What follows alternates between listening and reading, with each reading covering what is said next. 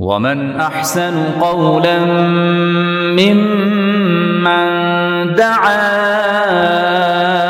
إلى الله وعمل صالحا وقال إنني من المسلمين.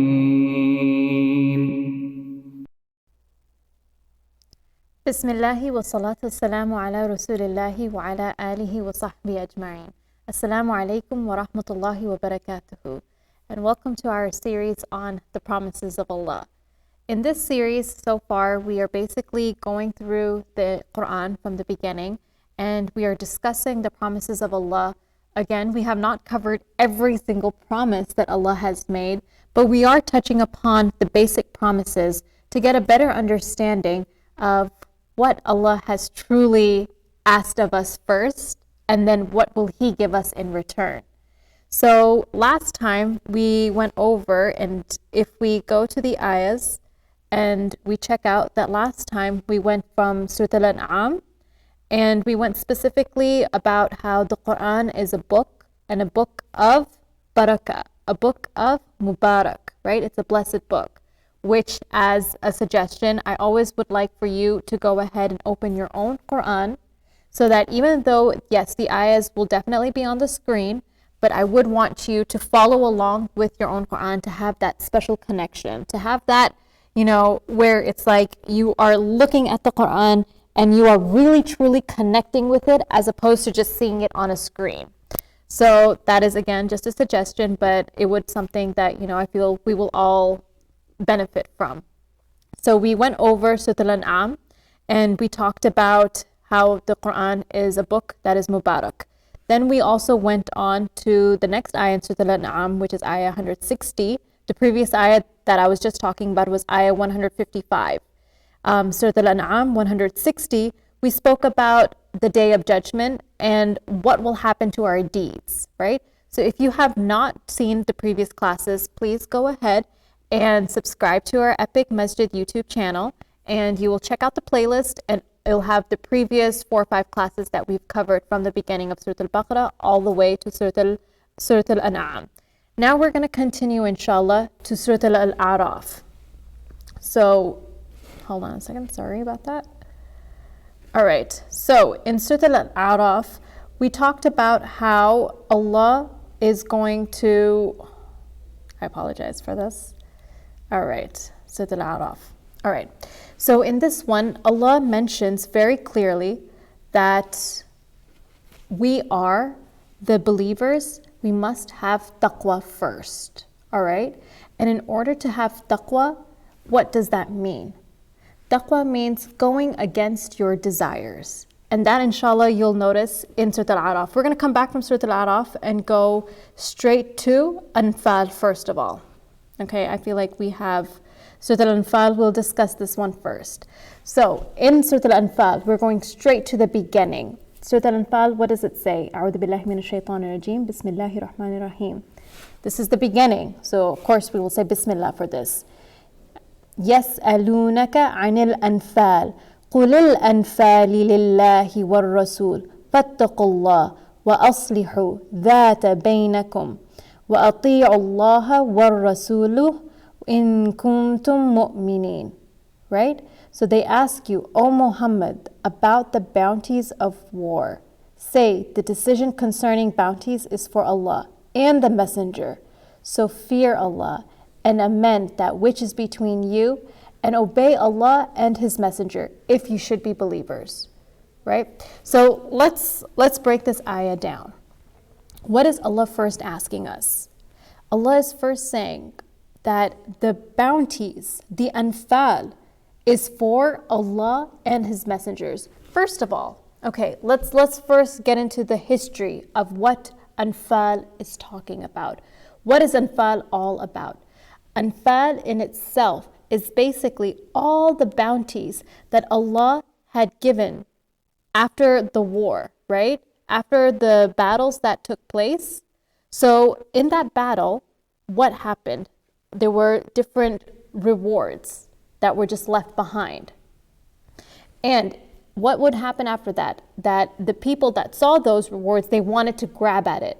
But what did Allah say? Allah commanded very clearly that no, this will be only for Allah and His Messenger, and obey what I have said, right? So Allah clearly mentions that, okay, even if you see that reward, you're not going to just grab at it. Instead, have a little bit of patience, right?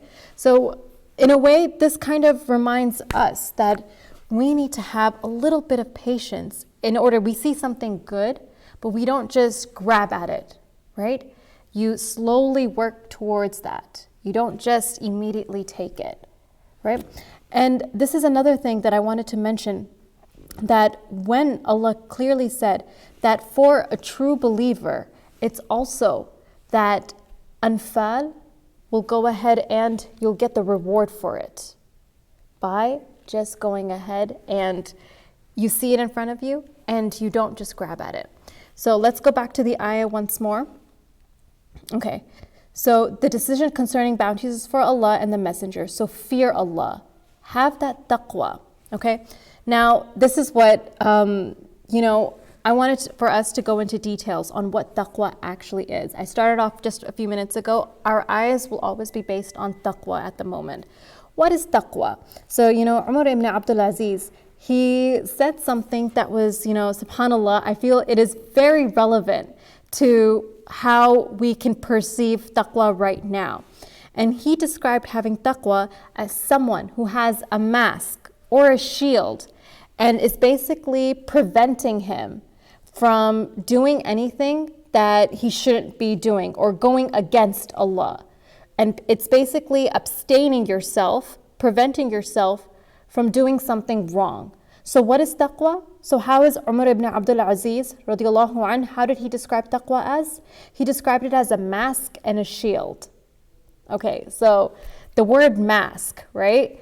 Does it not sound like a word, first of all, that we have been using widespread lately, right? Mask ourselves, wear a mask, shield ourselves from the virus, the coronavirus, right?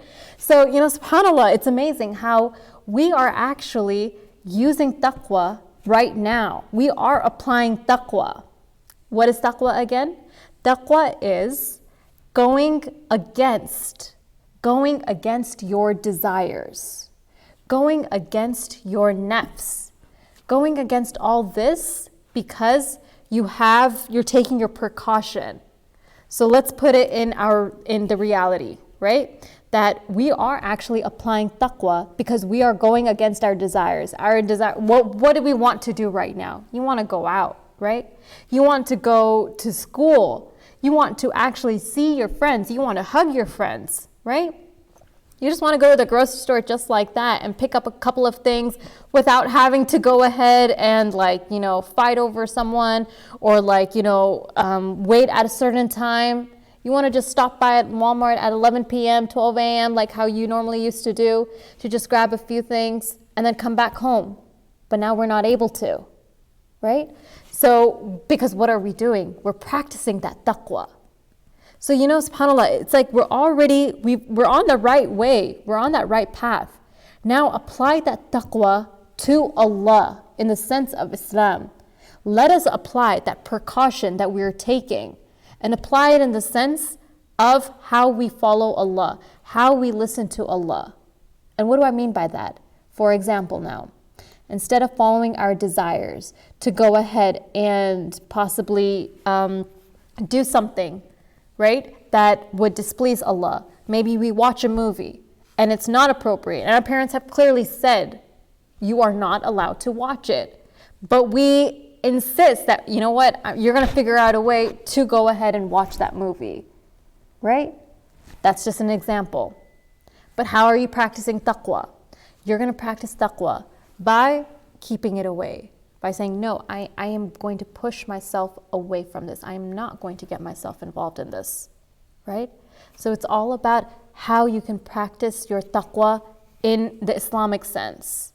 And if you really think about it, even if you do it outside, like for example, the way we're practicing taqwa right now with the mask, being, taking our precaution, that in itself is also, we are getting the reward for that. So think about it, that the time that we are in right now, we are practicing taqwa how? By staying at home, by not actually following our desires of going outside. And ultimately, you're getting the reward for it because you are obeying the law. That is how, again, the beauty of Islam, that it's every little thing, it's those small things. It doesn't have to be a religious action, but it's even these small things that we practice in our daily life that we will also get reward for, right? So subhanAllah, again, don't we want to just know more about Allah because of this? Because at the end of the day, He is the one that is rewarding us for these small actions. So should we at least not know who is that one that is rewarding us? Yeah, we like, yeah, I know Allah and I know that He's rewarding me, but that's all we know. We don't know about Him. We don't know what else He can do for us, right? All we know is just those small little things. Let us know more and more. And that is what, again, we are learning through the words of Allah.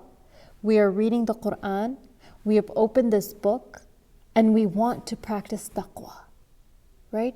And then we have the dua as well, that you ask Allah that, oh Allah, Allahumma ati nafsi taqwaha, wa zakkiha anta khayra man zakkaha, anta waliyuha wa mawlaha. Oh Allah, grant me the sense of piety. Allahumma ati nafsi taqwaha. Grant me that sense of piety. And purify my soul. Wa zakkiha. An anta khayra man zakkaha. As you are the best to purify it. Anta waliyuha wa mawlaha. You are its guardian and its protecting friend. Right? So you're asking Allah that in whatever sense, that grant me that sense, that understanding, right? Because that is what we need to ask Allah. We need to ask Allah that give me that understanding of what taqwa is. Because sometimes we feel like our mind gets clouded, right? Like you don't know what decision to make. You are confused about which way to go, what actions to take, right? So this is all preparation. Preparation for what? Yes, to an extent, preparation for Ramadan, but more than anything, this is preparation so that before we pass away, before we die, before it's Yawm al-Qiyamah, we are preparing ourselves to the hereafter. We are practicing taqwa right now so that for the hereafter, we get rewarded for that. We get the immense reward. And it's very easy for us to go ahead and be like, to understand what reward we're actually going to get. But it's not easy for us to practice it right now. It isn't easy, right? It's actually very difficult, especially the time that we live in. The amount that we are exposed to, and to an extent, what do we say? That we are actually way, way better than what we are, what other girls do.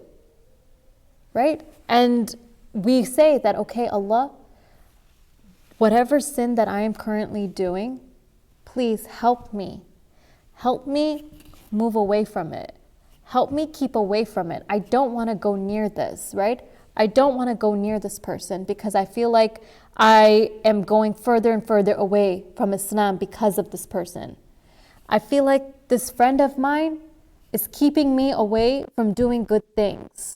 Is not encouraging me to be the best Muslim that I can possibly try to be, right? It's all about trying. So when you have that movement in your heart, right? Think about it. You have that feeling in your heart that you want to improve yourself somehow. You want to be better. Well, guess what? That is taqwa. That is taqwa. And how is it taqwa? Because taqwa is also about improving yourself. Islah, right? Taqwa is not perfection. It's being better. It's trying to be better, but not being the best. It's just improving yourself.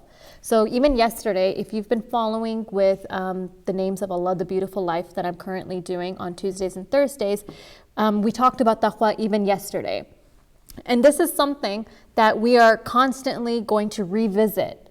And why is that? Because a lot of times, again, you youth girls, like when, I've spoken about taqwa, we've talked about how taqwa might seem very unattainable, that we can't achieve to that level. But the reality is that yes, we can. We definitely can. It's just us trying. It's us trying to improve ourselves, right? And that is what taqwa is all about. It's just being cautious. You can see us practically actually live this by being cautious with the coronavirus, right? We're being cautious, which is why everything is canceled, right? Period. Everything is over. But how are we, and that is exactly, but how are we practicing taqwa in Islam?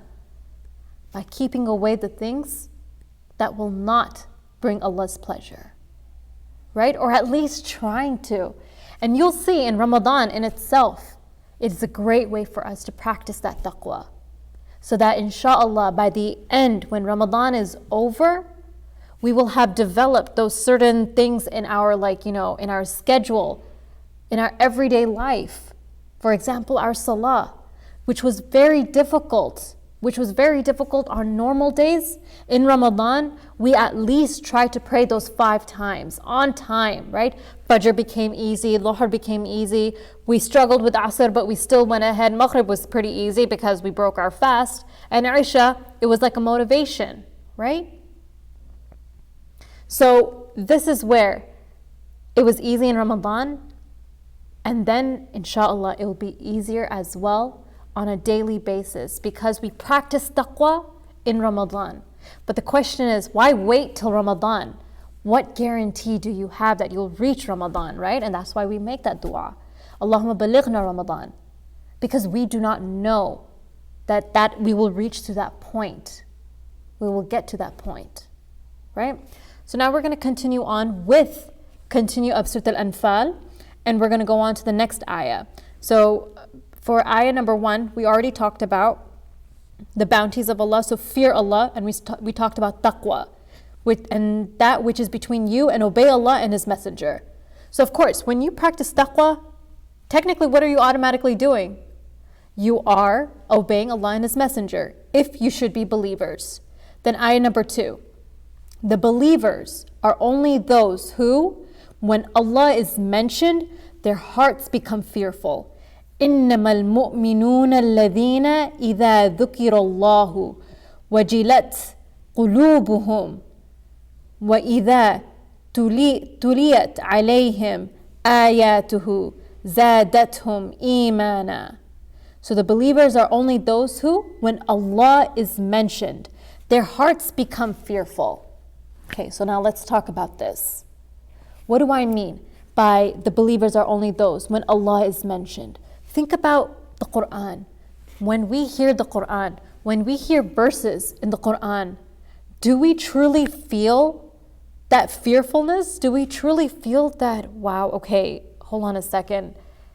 This is something that if I don't practice it, then I will have to face the consequence. That there's something a lot worse out there, that I will be getting the sin for it.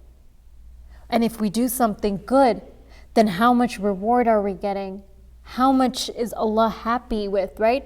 So when we read those ayahs in the Quran, are we happy with the reward, and are we scared of the punishment? Or does our heart have absolutely no effect?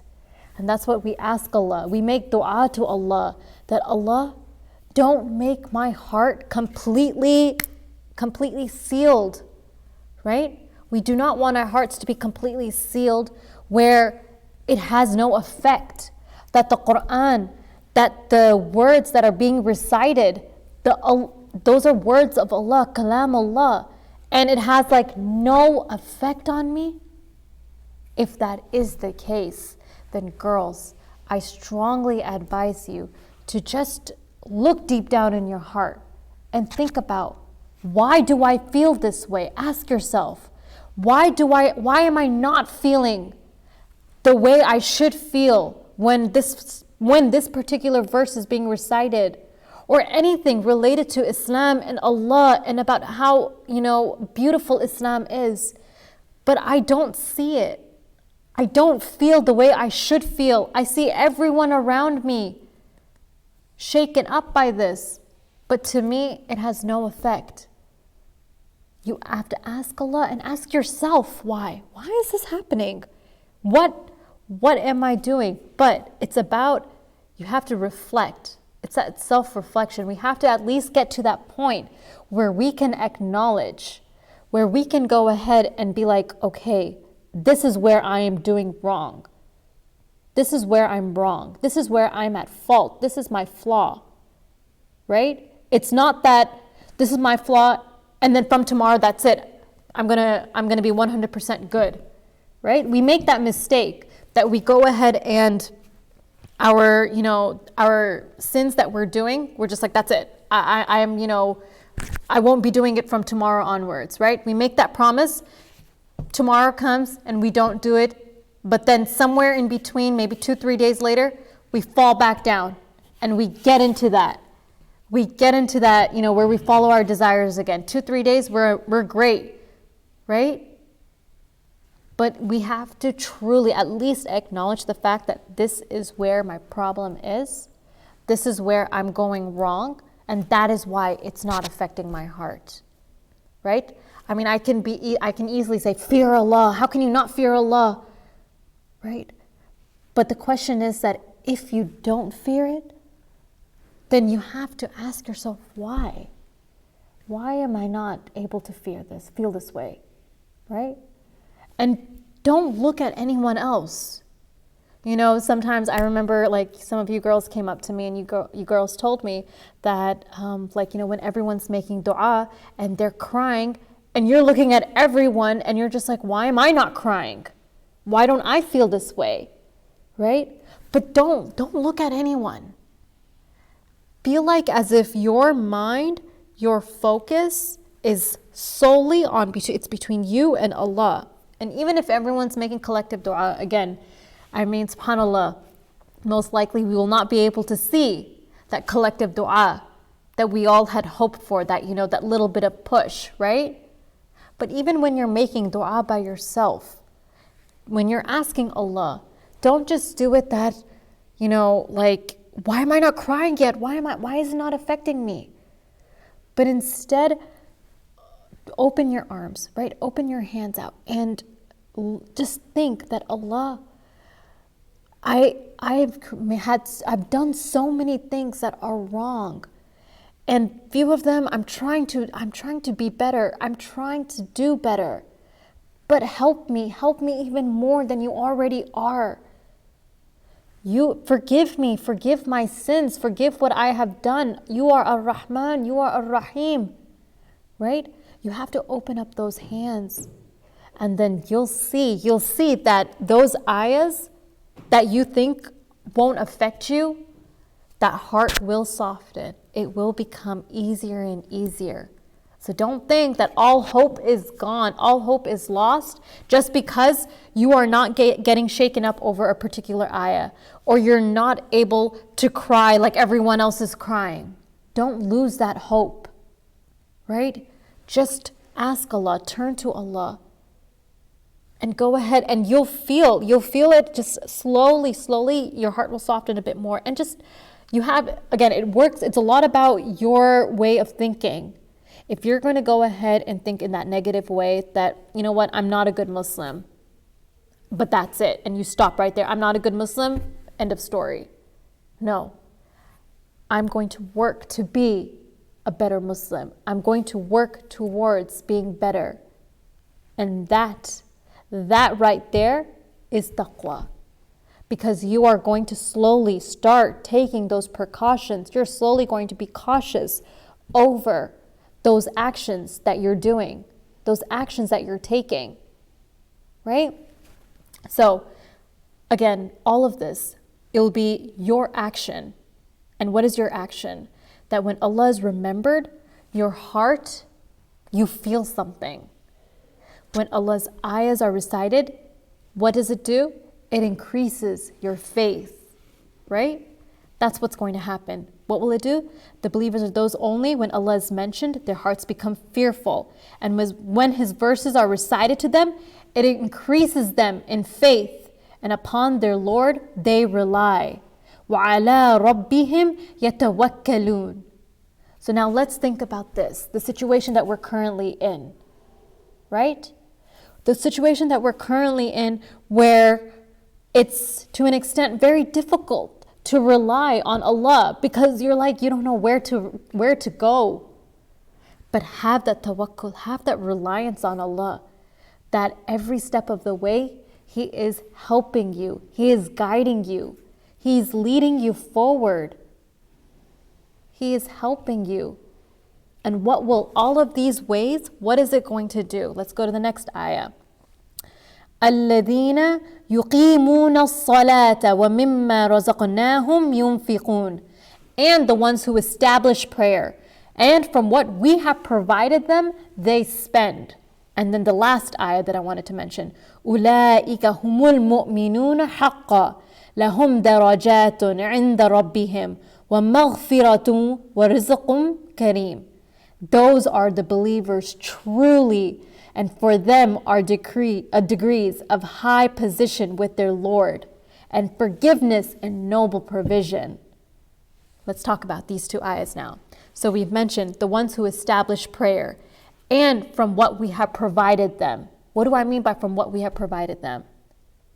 Right now, alhamdulillah, we have been blessed with so much, right? Let's look at those who are not blessed as much, right? And spend on them, right? In whatever way. Let's do something, let's make that change from now. Instead of us living in our bubbles, let's take that action. Let's give sadaqah, let's donate, let's help those who need help. Let's help our masajid. Let's help our communities, right? Let's help our neighbors. Let's help those elderly. Yes, we can. As the youth, we can do it. Alhamdulillah, we've been blessed with health. Alhamdulillah, we've been blessed. We can walk. We can move. We've got the ability to think, right? So why can't we use this? Why do we have to sit around and just be on our phones or on our laptops or just laze around the house? Why can't we move? We can. We absolutely can. Right? So that's my message to you girls. And what will happen when you do all this? When you أَقِيمُونَ الصَّلَاةِ. And then what was the next ayah? وَمِمَّا رَزَقْنَاهُمْ يُنْفِقُونَ. What will happen? أُولَٰئِكَ هُمُ الْمُؤْمِنُونَ. You will be amongst the mu'mineen. Do you not want to become amongst the believers? Obviously, we all do. And then for them are the degrees of high position. So you will automatically be elevated in Allah's eyes. Your position will be way up there. Because why? Because even if you did do those sins, but what did you do after? For example, of course, I'm not saying intentionally doing something that you know is wrong, but even if you made a mistake, but then you tried your best, you tried to improve yourself, you practiced taqwa, you tried, you did your best in giving as much sadaqah as possible, and you did your salah, then all of this, your position in Allah's eyes will be way up there. He will raise you in elevation, and there will be forgiveness and noble provision. So provision and ways where you would not even imagine. And it'll come in ways that you would not even think about it. SubhanAllah. That is the beauty of Islam. That is how beautiful, SubhanAllah, like how much can we thank Allah that this is what, do we really deserve this? If you really think about it. Right? And then should we not say, Alhamdulillah, for this? That this is what's going to happen to me if I just go ahead and help my neighbor out. If I just go ahead and spend in the way of Allah and try my very best in whatever way possible to prevent myself from doing any sins. Is this not Allah's rizq? Is this not Allah's way of showing you that He is with you, that He loves you, that He cares for you, that He wants to help you grow? Yes, it is, right? So inshallah, we are going to stop here. We only took Surah Al-Anfal, and we went from ayahs 1 to 4, 1, 2, 3, and 4. And we talked about today very specifically on having taqwa, on fearing Allah, but at the same time knowing that when you do something and that will displease Allah, that turn back to Him and everything will be all right. Right? You'll feel it. And inshallah, we ask Allah that we all be amongst the believers. Right? Ameen Ya Rab. So inshallah, next time we will go on with the promises of Allah. This will be on Monday, inshallah. Jazakumullahu khair. Subhanakallahumma wa bihamdik. Nashhadu an la ilaha illa ant. Nastaghfiruka wa natubu ilayk. Assalamu alaikum wa rahmatullahi wa barakatuh. إن الله وملائكته يصلون على النبي يا أيها الذين آمنوا صلوا عليه وسلموا تسليما إن الذين يؤذون الله ورسوله لعنهم الله في الدنيا والآخرة وأعد لهم عذابا مهينا والذين يؤذون المؤمنين والمؤمنات بغير ما اكتسبوا فقد احتملوا بهتانا وإثما مبينا